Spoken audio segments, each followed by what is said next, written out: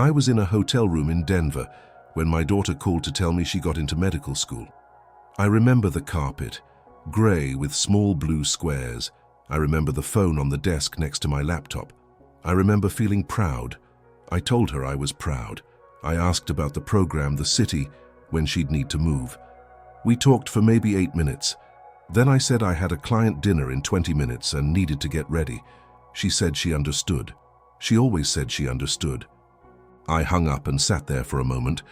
Then I showered, dressed, and went downstairs to meet people whose names I barely remember now.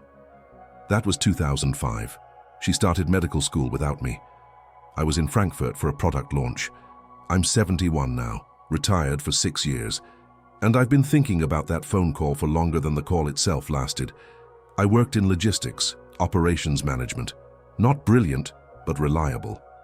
The kind of person who delivered what was promised. The kind you could call at 7 in the evening and know would pick up. That mattered to me. Being someone people could count on. I started at 24. I worked late because I wanted to learn. I traveled because it meant exposure.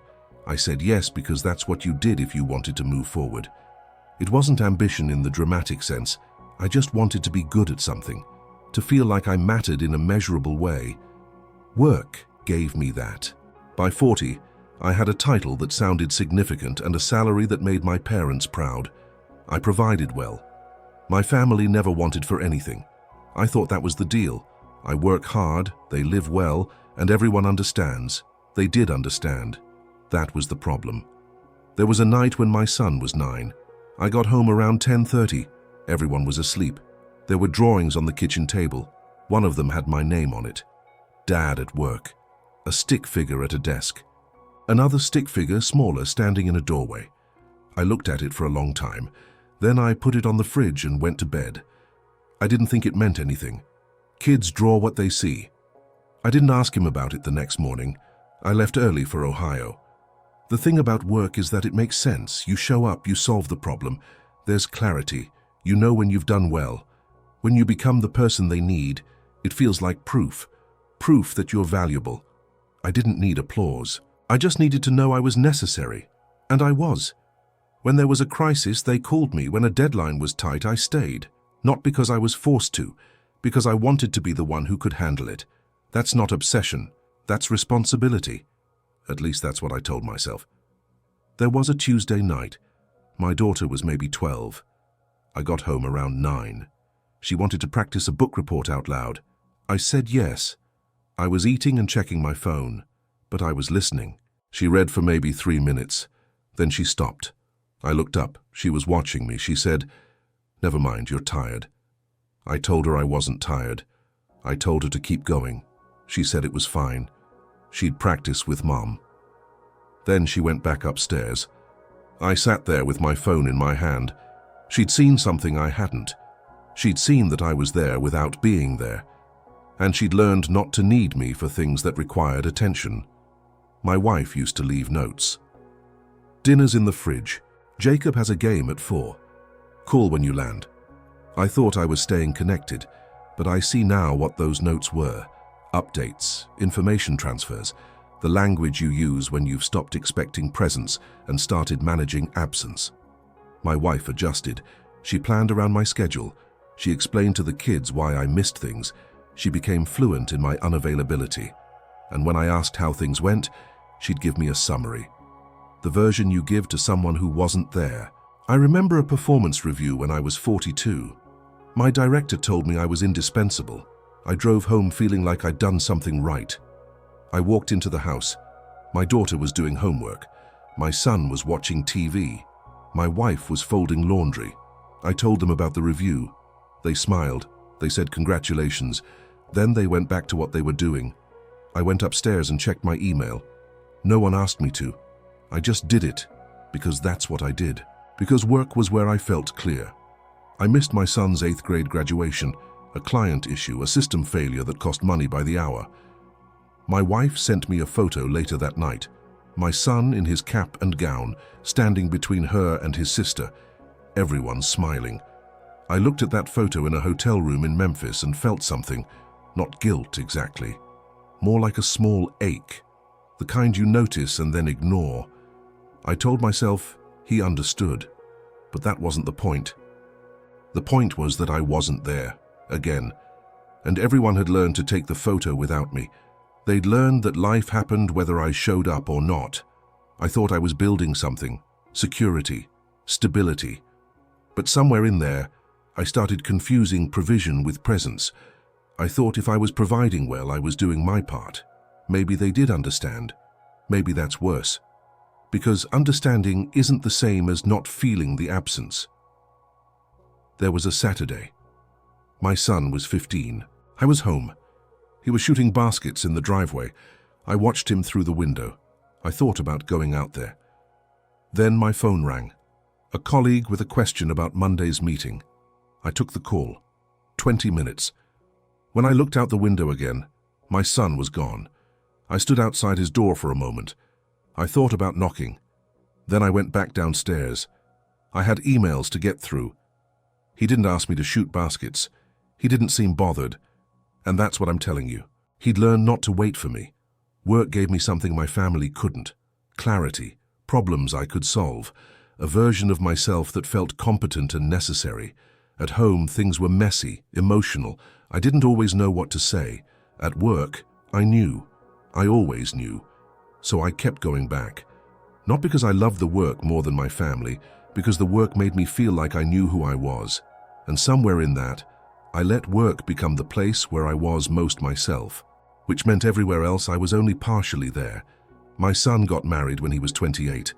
I was there, front row. I gave a toast. I did everything you're supposed to do. But I wasn't in any of the planning. I heard about those things afterward. In summary, I didn't realize I'd become optional, not out of anger, just in the way you stop inviting someone who's never available. There was a moment at the reception, late in the evening. My son came over and put his hand on my shoulder. He said, "Thanks for being here, Dad." Not thanks for everything, just thanks for being here. Like showing up was notable. My daughter calls me twice a year, maybe 3 times. The conversations are kind. We ask about health, work, the kids. We never run out of things to say, but we also never say anything that matters. We talk like colleagues, polite, informative, surface level. I don't know what she worries about. I don't know what keeps her awake. And she doesn't ask me those things either, not because she doesn't care. Because we never built the kind of relationship where you ask. One afternoon, a year after I retired, I called her just to talk. No occasion. She sounded surprised. We talked for a few minutes. Then there was a pause. The kind that happens when neither person knows what comes next. She said, "Is everything okay, Dad?" I said yes. I just wanted to check in. Another pause. Then she said she had to go. She'd call me soon. She didn't call soon. And I didn't call her again without a reason, because I realized something in that pause. She didn't know how to talk to me outside of updates, and I didn't know how to talk to her outside of questions. We'd spent decades exchanging information. We'd never learned to share ourselves. My wife and I still live in the same house. We're polite, we coordinate, we have routines that work. But somewhere along the way, we became people who live near each other instead of with each other. She has friends I've never met, book clubs, lunches, weekend trips. She has a life that doesn't include me, not because she's excluding me, because she built it in the space I left empty. Sometimes I try to go deeper. I'll ask her how she's really doing. She smiles. She says she's fine. Then she changes the subject. I don't push. I don't have the right to push. There was a night a few months ago. We were watching television.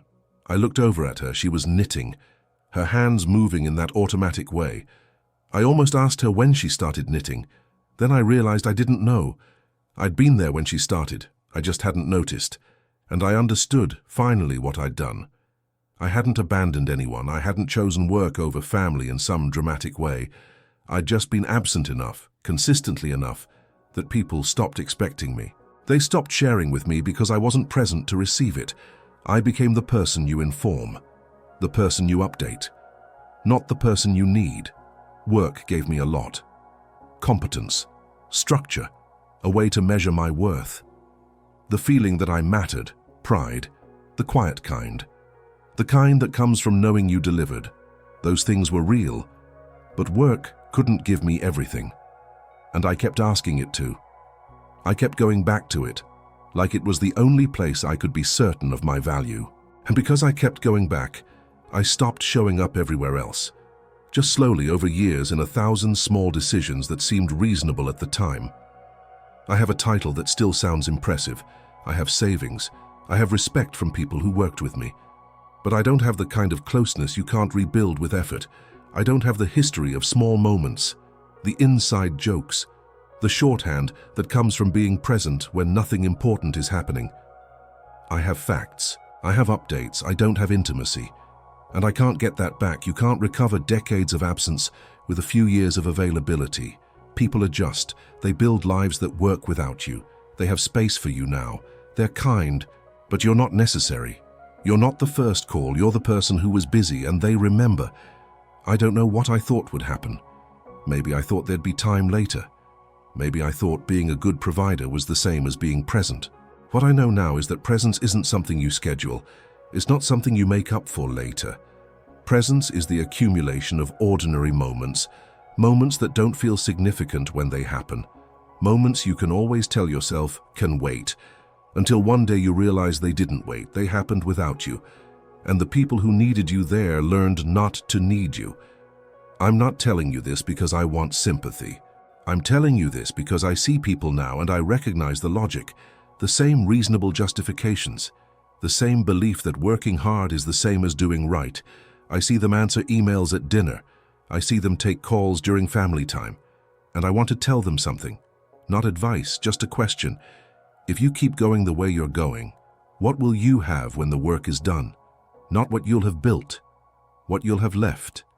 I have a house. I have savings. I have time. I have my wife across the table at breakfast. I have my children, kind and polite and busy with their own lives. I have my memory. And that's the hardest part. Because I remember the moments I missed. I remember the calls I didn't take. And I remember thinking it mattered. It did matter, just not in the way I thought. If this sounds familiar, maybe it's worth pausing. Not to fix everything. Not to quit your job overnight. Just to notice. To see what you're trading. Because time doesn't stop. And people don't wait forever. They adjust, they adapt, they build lives that work. And one day, if you're not careful, you'll look up and realize you're standing slightly apart. Not because anyone pushed you away, because you never really arrived.